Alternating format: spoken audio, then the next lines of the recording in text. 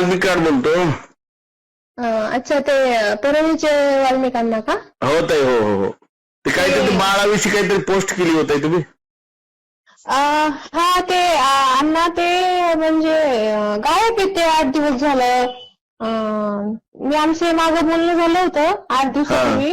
तर तेव्हापासून मी हे केलं, त्यांना कॉन्टॅक्ट करायचा प्रयत्न केला, पण ते काय गायबच आहेत. म्हणजे मी सगळी माहिती घेतली त्या दिवशी. त्यांच्या शाळेतले एका शिक्षकांचे वडील वारले होते गावाकडं.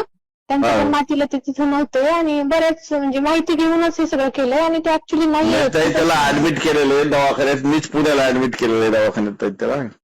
नाही अण्णा, ते ऍडमिट वगैरे नाही येते. मी माहिती काढली त्यांची. त्यांनी जाताना खूप जोरात मला भांडून वगैरे गेले ते. आता ते ऍडमिटचं नाहीच काही विषय. मला बोलताना ते असे बोलून गेलेत की मी मुंबईला राष्ट्रवादी भवनमध्ये चाललोय.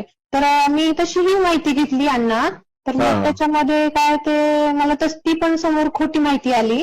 मग त्याच्यावर एकच कन्क्लुजन निघलं की हे गायब आहेत. आता नेमकं कुठं गायब आहे, तर मी त्यांच्या घरच्यांशी पण कॉन्टॅक्ट केला. तर घरच्यांना पण म्हणजे नाही समजायला की ते कुठं गेले. फक्त गायब आहे तेवढं माहिती. आता त्यांचे घरचे त्याच्यावर अंथरून पांघरून घालतेत.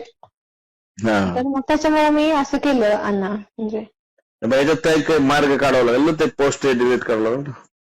अण्णा, ते पोस्ट डिलीट करायचं काही नाही, पण मी त्यांना म्हणजे मला असं करण्यामध्ये खरं तर काही इंटरेस्ट नाहीये. पण ते माझ्यावर खूप घाणेरडे आरोप लावतात. मला तर तुम्हाला तर मागचं काही माहिती का नाही मला सांगता नाही येणार, पण मी सांगू का थोडंसं म्हणजे तुम्हाला वेळ असेल तर?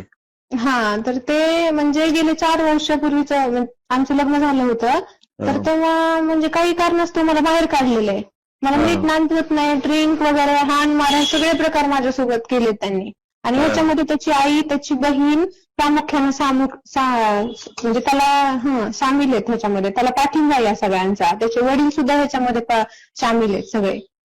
आणि मला त्यांनी टाकून दिलंय. माझं बाळ पोटात असताना मला खाली करा बोलले माझे सासरे येऊन. त्यांनी 5 मीटिंग घेतल्या. माझ्या बाळाला 2 वर्ष झालं. त्यांनी 1 रुपयाची सुद्धा मदत नाही केलेली. येत नाही तर माझ्या वाढदिवसाला बोलवलं मी बाळाच्या खूप. मी या म्हणून माझ्या हसबंडला पण मी बोलले की तुम्ही या बोलले असं तसं. ते आले नाहीत. त्यांची बहीण कोणीच जीव देत नाही. मला बाहेर काढलं काहीच कारण नाही. तर मग हे प्रकरण एवढ्या टोकाला गेलं की मी त्यांना म्हटले आता माझ्याकडे काही उपजीविकेचं साधन नाही ना, काहीच नाही. माझ्या वडिलांवर कर्ज आहे अण्णा. माझे वडील अजून कर्ज फेडतात माझ्या लग्नाचं. हुंडा घेतला यांना काय कमी आहे? यांनी हुंडा घेतला माझ्या वडिलांकडनं. मेन लग्नाच्या दिवशी माझ्या वडिलांना ब्लॅकमेल केलं यांनी. मेन लग्नाच्या दिवशी 5 लाख रुपये उचकवले यांनी.